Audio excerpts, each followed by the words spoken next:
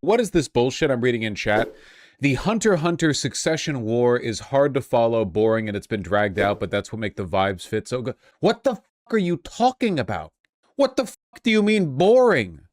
Every goddamn chapter of the succession war is like a rising crescendo of tension. What are you talking about? You're insane.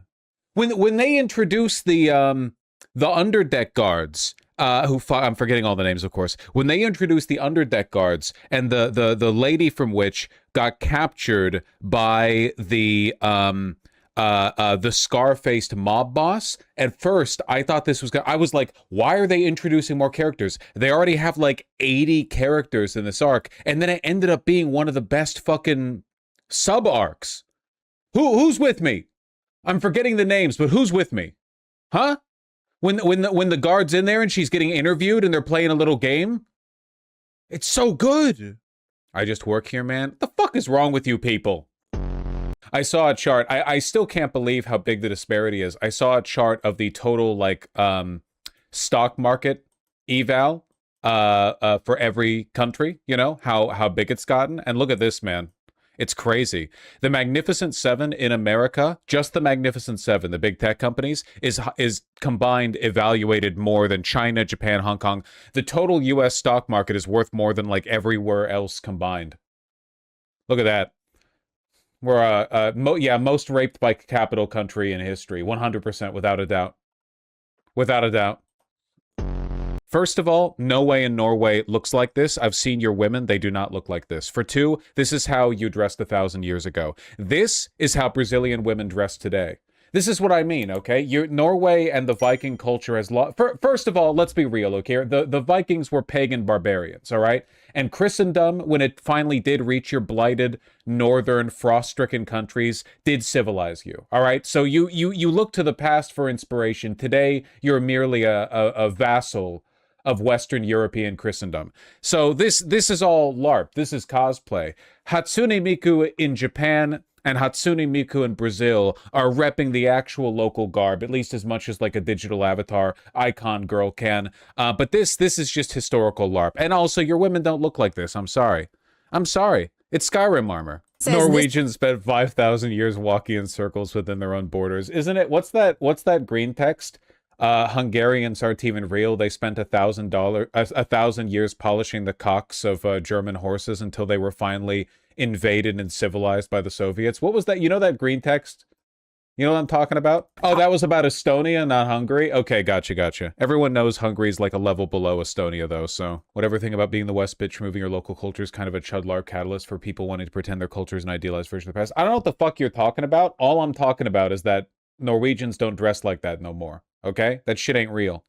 It'd be like, oh, here's Egyptian culture and you're dressing like the pharaohs. Dog, that was a different culture. Like, the ancient Egyptians really don't have that much in common with the modern Egyptians. Like, culturally, there was a pretty big divide. There was, like, the Romans, and then... Yeah, this is better. This is better, but I ain't seen no Norwegian girls dressed like this, neither. Now, in fairness, I have not been to Norway. So it's possible that if I went to Norway, I'd see some girls dressed like this. The Estonia versus Indonesian Twitter debate. What the f... I'm sorry, to bring it back to One Piece, you know that part in every arc where, like, the D-tier characters fight each other? You know what I mean? Like, Usopp goes up against whatever the 16th most powerful guy in the enemy crew is. That's the fucking Estonia versus Indonesian Twitter debate. You got, like, the real heavy hitters battling it out, and somewhere far, far, far away, the Estonians and the Indonesians are like, no, our food's better, you know? But it's a spirited battle, and we love to see it, and it's not really about the relative power scaling. It's you know, it's about the heart and the spirit.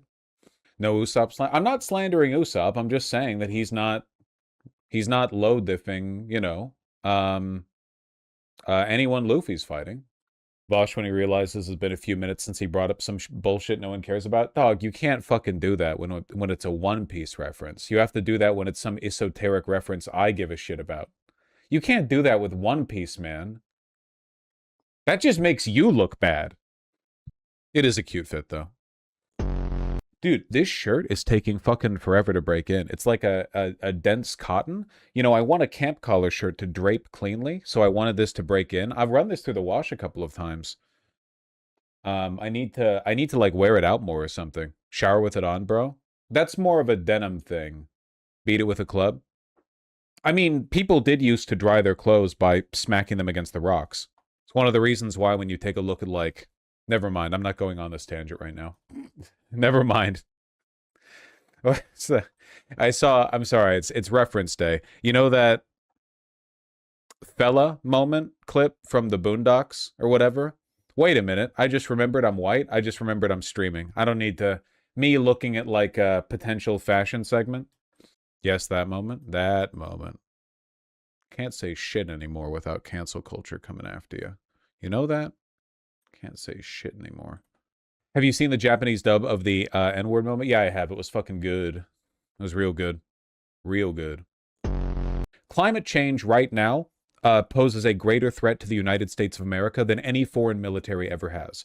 The Nazi Germany did not pose as much of a threat to Western Europe as climate change does. To put this like unambiguously, if there were two timelines, one where the Nazis won after World War II and one where the climate plays out exactly the way it is right now, keep in mind that the Nazis probably would have accelerated climate collapse. They were not exactly environmentalists, but I'm trying to frame this in terms of like greater immediate threat. Climate's going to kill more people by a lot. Like, we're talking about a greater threat to every living thing on Earth than anything that has ever happened before. Nuclear apocalypse probably would lead to a lower death toll. It's unimaginably important. But we were able to successfully redirect national discourse on foreign policy and security after 9/11, despite 9/11 killing, statistically speaking, in the context of the climate collapse, 0 people. Like 9/11 is literally a rounding error in comparison to what's about to happen. I'm sorry for being like the billionth person to tell you we're not taking it seriously enough, but we might be past the we might be past the point. We might be past it a little bit at this point. You did have Al Gore. Al Gore winning in 2000. Sorry, not just winning, but having been inaugurated, would have made a significant difference, I think, but Al Gore would not have been able to turn back the clock on global capitalism. Unfortunately, we're talking about a systematic issue, not just like who's president, you know? Wasn't Hitler big on animal protection? Not even a little bit. He was personally a vegetarian, but the Nazi Germany was utterly uninterested in any kind of ecological conservation, which is not surprising because they also didn't care about humans. As a general rule, an ideology that doesn't care about humans probably also doesn't care about animals. Just a general, you know, it's a good, like, heuristic. I tried softly talking to my left-wing friends about preparing a bit, and they treated me like I was crazy, so yeah, it seems like no one's taking this seriously. Yeah. Even people who are aware of climate change are not willing to wake up to how bad it is. Yeah. It's emotionally difficult to deal with. Very emotionally difficult to deal with. That's why so many people get mad at me. I've never really gotten that upset, I think. Not that, you know, angry at people who call me doomer, because I understand what you're really doing is defending yourself, right?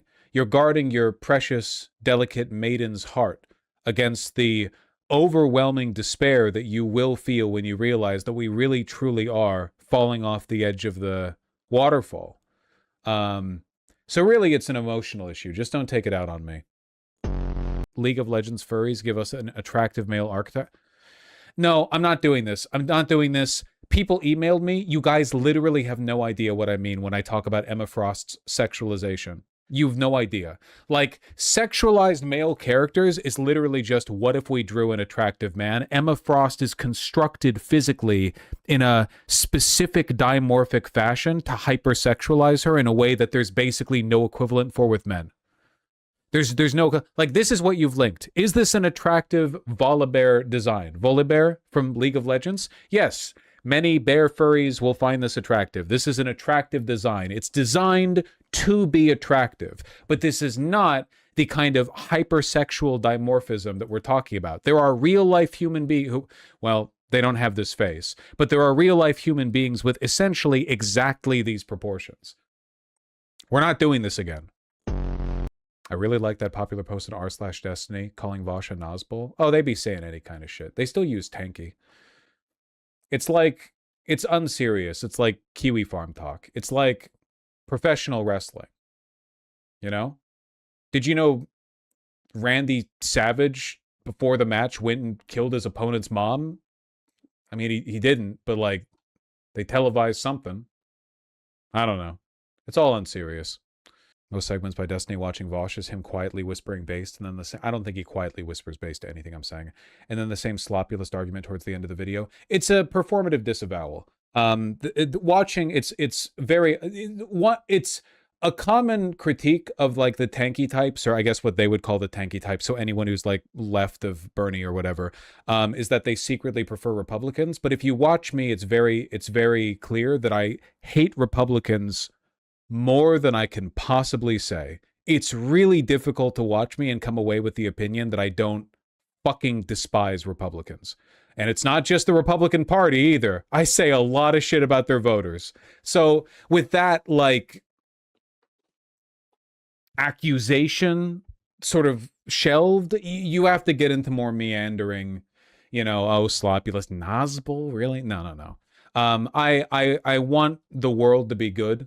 And I think that like a willful refusal to acknowledge why it's getting worse is probably going to impede one's ability to do that.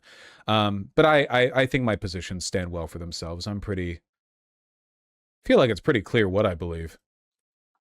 Especially now that we're on like the unisegment. The unisegment thing is fantastic because now it's like, it's really clear where everything comes back to, you know?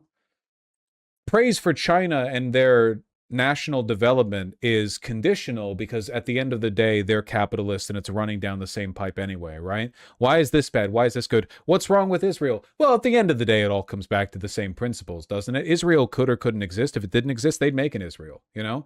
In a way, it's actually like a phenomenal defeater to accusations of campism or anti-Semitism, because in reality, the reasons Israel is bad and the reason why China is doing some good things actually have literally nothing to do with Israel or China. They're just individual actors in a great maelstrom of dialectical activity as we resolve towards the worst of all outcomes, the completion of late-stage capitalism. They're just names and flags attached to different forces. You could name anything, anyone. It could be Jews, Christians, Hindus, it could be any religious or ethnic group. None of it really matters. All signifiers, all demographic identifiers fall in comparison to the final ultimate category, your relationship to the means of production. Everything else is you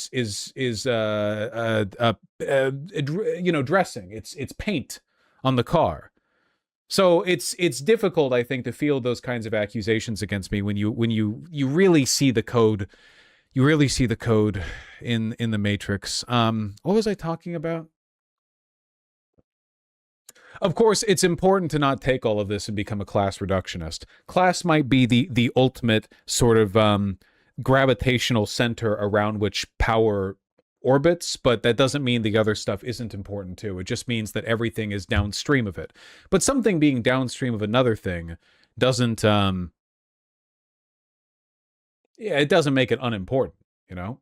You can understand that racism and sexism are, certainly in their modern incarnations, derivations of an underlying power struggle, without saying they're not important, you know?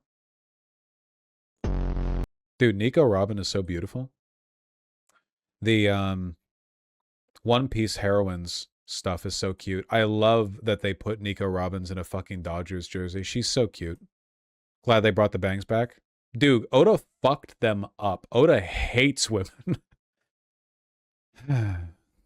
They did such a good job with the designs. How this is exactly what I mean about how my standard for like good female sexualized characters is that you can make them sexy, but you have to make them so women want to be them too. Like, there are so many shots of Nico, Robin, and Nami, which are like the pinnacle of they're cute as hell and their tits are massive, yes. However, tons of broads would love to look like that. You know what I mean? They don't just look like sex dolls. POV are the luckiest bug alive and they just lifted your rock. Like, she's hugely stacked, but tons of women would like to look like this because she doesn't just look stacked. She looks elegant and confident. She doesn't just look like a ridiculous sex doll. She's so cute. This is the Vaush mindset. World's ending, but he chooses to be disciplined to the end. I'm not disciplined enough. Oh, is this one of those, like, explaining the medieval painting?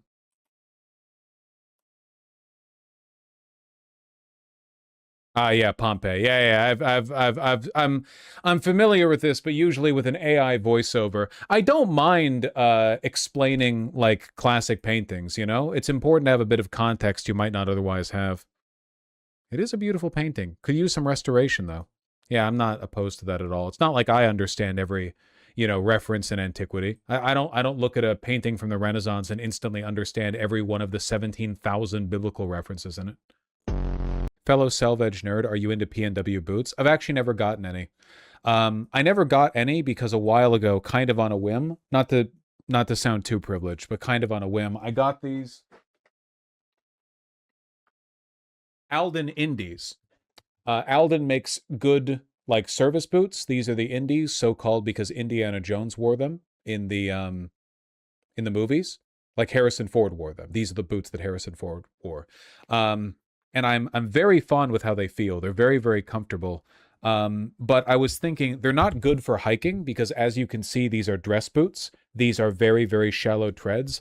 I'm thinking that I might get these replaced with a lug sole, like get them replaced with like a very tall, durable, like hiking tread. Please tell me you didn't hike in those. No, I wouldn't hike in these. This tread is way too shallow to hike in. But the leather's still pretty durable, right? Like it's like there's no reason you couldn't hike in these if you didn't get like a nice lug sole, you know? So I'm thinking of replacing it at some point. They're pretty beaten in. Like this is nice full grain. It's very soft, very comfortable. I need to replace the laces too. These are dress laces. And I think I'll have these dyed black. I don't really like how they're kind of like tan. Is it Chrome XL? Look it up. Alden Indies. Yeah, my ankles are okay. They don't need like bunches and bunches of support. Alden Indie collection. Let me see. Truman Neo cork rubber outsoles. Goodyear welt construction. Steel shank under the arch of the foot. What kind of leather? Alden Indie boot leather. Well, they sell them with shell cordovan leather, but I didn't pay for that. That would have been like $1,000. Yeah, brown Chrome XL. It's Chrome XL. This is the exact item that I got. It's from Horween. See? Made brown Chrome XL Horween. Very high quality leather. Very comfortable. You need to apply protection to the leather. I don't mind them getting dirtied up quite a bit. You know? They look better in motion than in the website. I mean, they are literally the ones worn by Indiana Jones boots. Of course, his are dusty as fuck. But yeah, same boots. They look good, no? But I do wax them, Sasha Calico. I do. I'm just saying that I understand that, like, if you're wearing dress shoes and you want to keep them pristine forever, you don't want to go fucking hiking in them or stepping in rivers. You can step into rivers wearing leather shoes. Like, over time, will it make the leather go all wonky? Yeah, but like, soldiers have been wearing leather boots for centuries and they march through rivers. It's a matter of like, do you want to keep them looking like dress boots or do you want to make them look like they've seen some shit? Anyway, bro just bought $800 boots. $800 boots, genuinely good investment. You should save up for them. I mean it. If you get one pair of very high quality boots and just take care of them with the very cheap tools that it takes to take care of leather, you will have them basically forever. It's your whole life. It's your whole life. Literally, you have like really high quality, attractive, comfortable boots for the rest of your life. And 800, by the way, is on the upper end. You can do this if you go Grant's 400, 450. You can get good. I mean, even Solivare, like Solivare still has treated leather, I guess. It's still good. It's still good. It's still better. Thursdays, you can get good boots at like the $300 range. Anything that has anything to do with posture, you want to spend good money on. You need to splurge on chairs, shoes, bed, couch. Chairs, shoes, bed, couch. Anything involving posture, it will, trust me, the combined cost of this shit will be less than whatever you're paying in the future for like medical care for your ailing banana back. Yes, White's is an extremely well-regarded PNW boot brand. They are very, very, very, very good. You in the Pacific Northwest, you can go into their store, get your foot measured, and get yourself a a fitted boot, legacy boots, lifestyle boots, fire boots. Very, very, very high quality. White says made to order, not fully bespoke. Okay, well, it's still pretty good. This shit will, if you take well care of it, last you literally your entire life. Handsome, too. Here in Victoria, we have the Viberg. Viberg is maybe the best it gets. Viberg boots are, from what I have seen, because a local retailer, Blue Owl, sells them, Viberg boots are like the absolute pinnacle top tier of boot quality. They are very expensive. I usually see them around $1,300. They are, if you want to get them shell cordovan, they can be over $2,000. But they are extremely high quality. Here's their classic service boot. These probably look the same to you. Hell, they kind of look the same to me. So whether or not you're interested in an expenditure like that really comes down to how finely you appreciate the details in these, and the construction of these boots, you know? So I would never expect a person getting into boots is going to go ahead with these. But these are very high quality. And they will last a lifetime, for sure. Would you use these for backpacking? 100%. Yeah, absolutely. This is a military grade service boot. The tread, I wouldn't use this for like hiking. Maybe it'd be better to get a different sole for that. But these are going to be good for like 99% of the shit you need to do with boots. What is vegetable tan leather even? There are like two main ways of tanning leather, and veg tan is, I think, generally considered to be the preferable one. Yeah, chrome and veg tan. It depends. There's pluses and minuses. Blue Owl usually carries very high quality. John Lofgren, another great brand. Do we have any Vibergs in at the moment?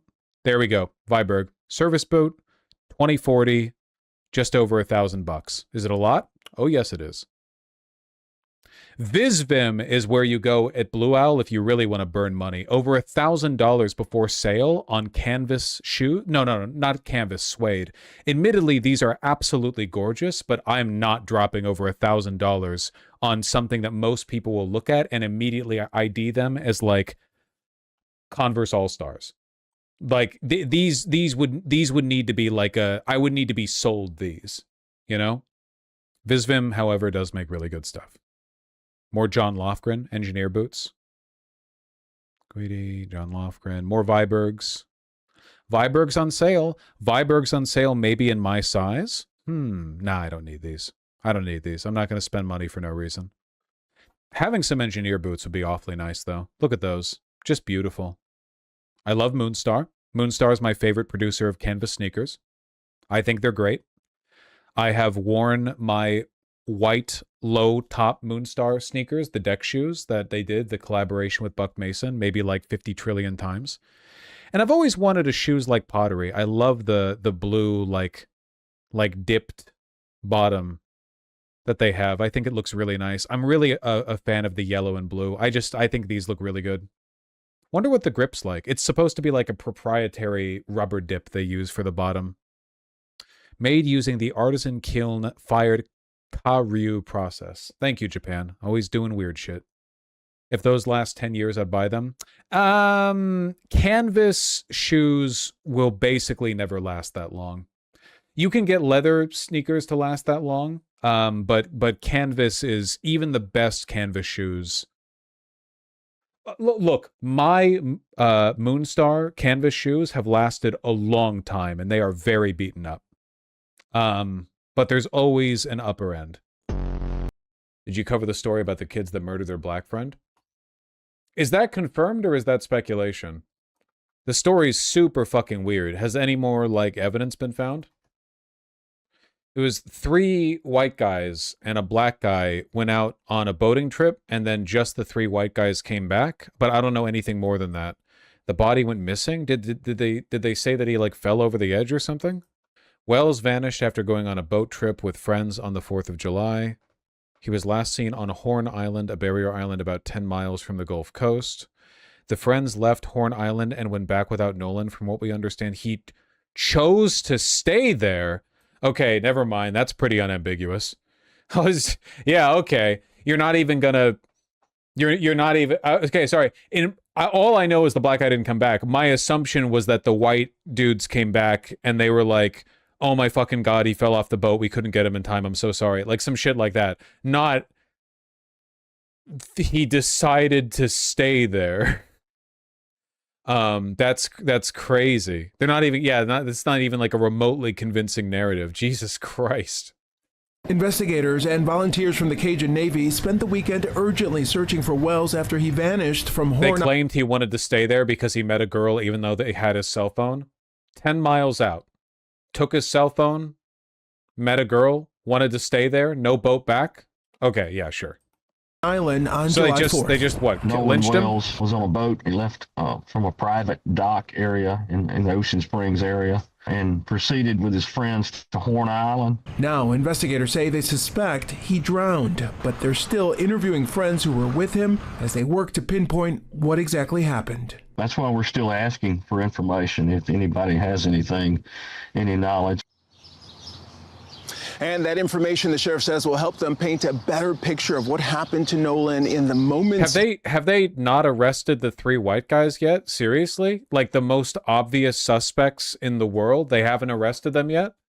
No? That's fucking crazy, man. Jesus Christ.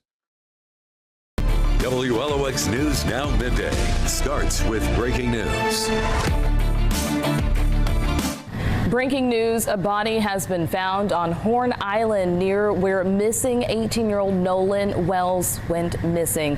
Search crews like this one you see here. Can we race war post on this one? No, we can't race war post on this one either. We don't want a race war. Air have been searching for him for more than 40 hours now. Thanks so much. Drowning's pretty common. Why suspect foul play? Because the 3 white boys who came back did not say their black friend fell out and drowned. They said they left him at the barrier island because he found a girl, and apparently they had his cell phone. Like, why would he not have his cell phone? Why wouldn't they just take it to keep him from contacting anyone? It doesn't track. Do we have a motive? How could we get a motive if the cops aren't even arresting the white guys? I don't want to be a dick, but wouldn't they need some pretty tight evidence to arrest the 3 honkies? No. No, they have an enormous amount of reasonable suspicion. They came back with an unserious story, and now they found a corpse? No, they absolutely have the evidence necessary to arrest them. They have well beyond the evidence, the evidentiary barrier or standard needed. Well, in my opinion, lynchings are bad, I guess, is my takeaway from this. And everything else in between. Of course, as we find out more information, we're going to be updating you on our website at WLOX.com. But as of right now, a really somber scene as the family all gathered around, hugging and trying to enjoy each other's company during a somber time. Again, still waiting to find out the official identification of the body found, though. Reporting live in Jackson County, Will Polson, WLOX News Now. Well, thank you so much for that. So Nolan Wells, he's also a football player at Southwest Mississippi Community College, SMCC, also putting out a statement asking their community to pray for his return. Well, that's very sad. Was it really just a racial lynching? I don't know. It seems like the most likely explanation. It does not seem like the most likely explanation. It really does. The most likely explanation, something like this: the boys leave the boat, the island is small, he leaves the phone in the trunk of the boat. Either a fight happens and he dies and he drowns. So they have a fight, and the white boys come back, and they just leave their friend on the island, out there in the middle of nowhere, after an argument. What are we talking about right now? What are you talking about? Under literally any circumstances, this would be considered suspicion of murder. Where are these people coming from? I don't fucking know. We should assume innocent until proven guilty, though? Yeah, that's what the arrests are for. To start interrogating them. I'm not saying it wasn't murder, I'm saying it wasn't a lynching. What do you... So you think the white friends might have murdered him, but it wasn't... I mean, I guess it might not be racially motivated, but you could say the same about a lot of lynchings until you've arrested people and determined...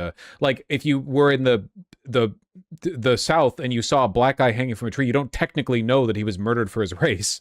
Like, you don't know that for sure, but it's usually like a reasonable assumption. What are we talking about right now? If it was a lynching, I think they would have been smarter about it. Yeah, man, that's what lynchers do. Be smart about it. What? Shut up. Jesus. Fuck. Gotta stop engaging with like the one crazy person in chat. It gives the whole community a bad name. Da bunnies. I got alarmed for a second before I realized, like, obviously this car is parked. Da babies. Baby bunnies, baby bunnies. I love how because adult babies look like, adult bunnies look like babies, baby bunnies just look like tiny adults. You know what I mean? Like, it's literally just a baby species. They're just different sized babies. Look at this. Ooh. Flop. I had such a cute but frustrating experience recently where I went over to the University of Washington with friends and in-laws and such, and we saw a duck leading a whole bunch of very, very cute, very, very young ducklings in a line around the big circular fountain. And it was obvious that the mom wanted to get into the fountain because she would occasionally jump up over and fly into the water and sit there for a sec before rejoining her ducklings. But the ducklings were like 1 second old. So whenever the mom was away, the ducklings would basically just sit there like completely defenseless. Like they would just flop there. And then the mom would be like, okay, leading you again. And we wanted so badly to see all of the little ducklings get into the pond, but we don't want to go up and touch them, of course. That's not good. So we wanted to like see them go around to the ramp that enters into the pond all the way on the other side, but they would not fucking do it. We spent 20 minutes there slowly coaxing them around because the idiot mom was not like leading them in the right direction at first. We were trying to lead them around to the ramp on the other side of the fountain so they could walk in. But then when they finally got there, the mom was up expectantly on the top of the ramp, but the ramp had a curve leading up into it. It wasn't a straight ramp. So the ducklings weren't going up the ramp. The ducklings just went up to the edge of the fountain and tried to jump up. So that literally, like, the ramp is right there, and the little ducklings are all just going meep, meep, trying to jump up at the edge because they're like 1 second old, and eventually the mom gave up and they all waddled into some bushes. I wanted so badly to just like fastball pitch the ducklings into the water, but we didn't. We just watched them helplessly waddle away. Look at this fucking graffiti I saw in Seattle. Sorry, I didn't see it in person. I saw somebody post it, but it's in Seattle, and I know this intersection. At least I'm positive that I do. It's a little bit. There's so much graffiti like this around Cal Anderson Park, and like I say in the post, I'm glad the trans community in Seattle has a lot of rep. But man, this shit is obnoxious. I feel like. I feel like. How do I do this? I'm like 32 now. I feel like a lot of trans women end up engaging in a kind of long-term mental self-harm by making sex so much of their identity. First of all, this just looks ugly and is weird and stupid. But also, like, a lot, especially trans women, young trans women, really, like, mentally hamstring themselves by obsessing over the culture of hypersexuality that is kind of endemic to newly out trans women, and it ends up like hampering them mentally. It's like part and parcel to that culture of like 18-year-old newly out trans girls getting shipped over to Seattle so they can live as part of a polycule under like a 35-year-old trans woman or whatever. And it's probably not good.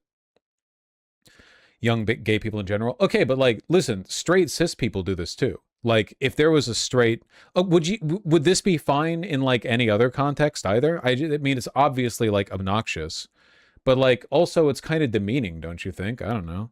I feel like it's like that's the pro-trans rep, not like a mural or something supportive or whatever, but you're a trans girl and you look at the wall and it's like, oh, I guess somebody thinks my dick tastes better. I don't know. It's like so I understand the some degree of incautiousness. It's just, you know, it's not just a little weird. I'd rather have this than TTTT bullshit. There's a middle ground. You do not have to like spray paint on a wall while this Sneedhon late shit brick ogre is getting mogged by. You don't have to do that. But you also don't have to like, can you stick to like skirt go spinny? That's fine. It's like juvenile, but it's fine. I just feel like this is a little much. Maybe don't do any vandalism, or at least don't make it look ugly. Now it's like a feature of the city. As a trans woman, this is obviously egregious sexual objectification. Yeah, I think it's pretty weird. I feel like, you know, I'm no expert on the subject, but I kind of feel like, as a general rule, you probably don't want to, like, make a gigantic public display of reminding everyone about trans women's penises. I think a lot of them probably don't like having penises. I think for a lot of them, that might be kind of a defining aspect of their relationship with their own sexuality. Obscene graffiti is an ancient tradition. I know, but that's not what we're talking about, and it's different. I understand, yes.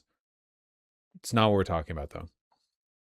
Chaser graffiti? Yeah, but it was from a trans woman, 100%. You know, trans women could be chasers? Yeah, that's like probably most of them by volume. For sure, for sure. Thank you for keeping us informed. Any advice for mental health in the face of all this terrible news? You have to detach your feelings of happiness and accomplishment from the broader narrative that you are a witness to humanity overcoming its faults and becoming better. Many people have had happy lives during difficult times. For thousands of years, humans have toiled and enjoyed themselves in spite of, like, nothing politically improving. The vast majority of humans that have lived in an environment where there was not only no guarantee, but no expectation of the broader world getting better. And you have to do the same. The happiness of your life should not be dependent on like this like broad narrative of the world getting better, you know?